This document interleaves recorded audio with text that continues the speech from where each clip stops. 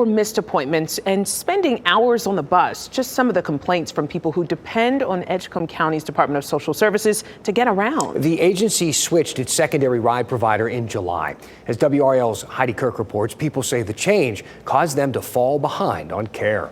Tamika Brown attends dialysis in Rocky Mount 3 days a week. She relies on the transportation services covered by Medicaid and provided by the Edgecombe County Department of Social Services. You have a lot of people that are getting there late, some that are not getting picked up on time.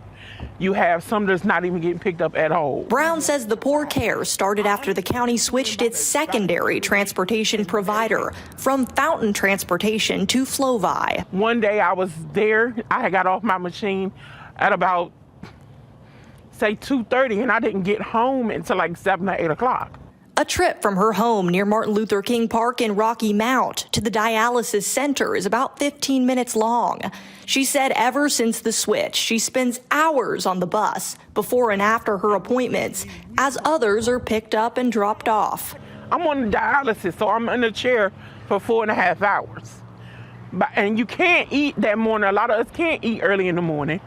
We're ready to go home. We want to get some sleep. WRL reached out to county leaders who say they've looked into these concerns and worked out some issues in the first months after switching services. Overall, whether you're in a period of transition or not, when this service is being provided for hundreds of people on a weekly basis, it's not going to be perfect. Evans said the primary provider has remained Tar River Transit for several years now. He said the previous secondary driver provided more one-on-one transportation, but the service wasn't cost-effective. Money aside, Brown says the current system isn't working. They pull up to your house, they don't knock on the door, they blow a horn. If you ain't out there in 5 minutes, they leave. Heidi Kirk, WRL News, Edgecombe County. The Edgecombe County manager said he will continue to look into any concerns that are brought to him. He also reminds people that Medicaid offers other options where people can have a friend or a family member even take them to their appointment and apply for some reimbursement instead.